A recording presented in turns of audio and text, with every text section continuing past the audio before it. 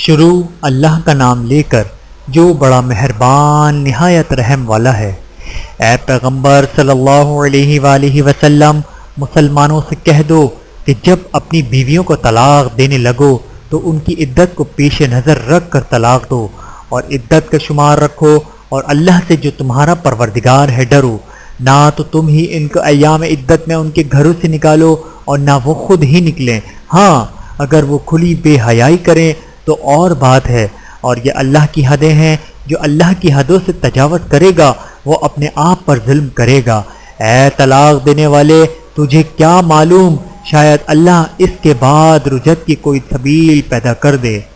پھر جب وہ اپنی میعاد یعنی عدت ختم ہونے کے قریب پہنچ جائیں تو یا تو ان کو اچھی طرح سے زوجیت میں رہنے دو یا اچھی طرح سے علیحدہ کر دو، اور اپنے میں سے 2 منصف مردوں کو گواہ کر لو، اور اے گواہو، اللہ کے لیے درست گواہی دینا۔ ان باتوں سے اس شخص کو نصیحت کی جاتی ہے جو اللہ پر اور روز آخرت پر ایمان رکھتا ہے، اور جو کوئی اللہ سے ڈرے گا وہ اس کے لیے رنج و غم سے نجات کی صورت پیدا کر دے گا، اور اس کو ایسی جگہ سے رزق دے گا جہاں سے اس کو وہم و گمان بھی نہ ہو، اور جو اللہ پر بھروسہ رکھے گا تو وہ اس کے لیے کافی ہوگا۔ اللہ اپنے کام کو جو وہ کرنا چاہتا ہے پورا کر دیتا ہے۔ اللہ نے ہر چیز کا اندازہ مقرر کر رکھا ہے، اور تمہاری طلاق والی بیویاں جو حیض سے نا امید ہو چکی ہوں، اگر تم کو ان کی عدت کے بارے میں شبہ ہو تو ان کی عدت 3 مہینے ہے، اور جن کو ابھی حیض نہیں آنے لگا ان کی عدت بھی یہی ہے، اور حمل والی عورتوں کی عدت وضع حمل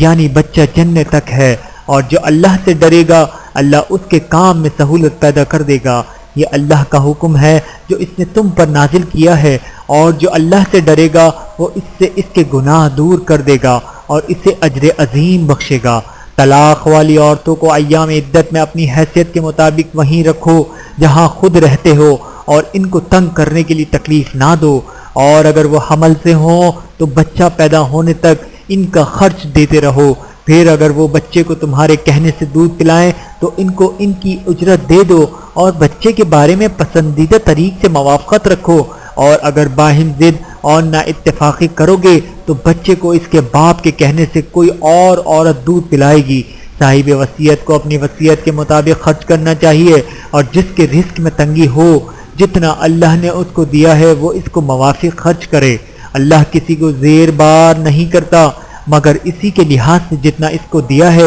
اور اللہ عنقریب تنگی کے بعد آسانی کر دے گا۔ اور بہت سی بستیوں کے رہنے والوں نے اپنے پروردگار اور اس کے پیغمبروں کے احکام سے سرکشی کی تو ہم نے ان کو سخت حساب میں پکڑ لیا، اور ان پر ایسا عذاب نازل کیا جو نہ دیکھا تھا نہ سنا، تو انہوں نے اپنے کاموں کی سزا کا مزہ چکھ لیا، اور ان کا انجام نقصان ہی تو تھا۔ اللہ نے ان کے لیے سخت عذاب تیار کر رکھا ہے۔ تو اے عقل والو جو ایمان لائے ہو، اللہ سے ڈرو۔ اللہ نے تمہارے پاس نصیحت بھیج دی ہے، یعنی ایسے پیغمبر جو تمہارے سامنے اللہ کی واضح آیتیں پڑھتے ہیں، تاکہ جو لوگ ایمان لائے اور عمل نیک کرتے رہے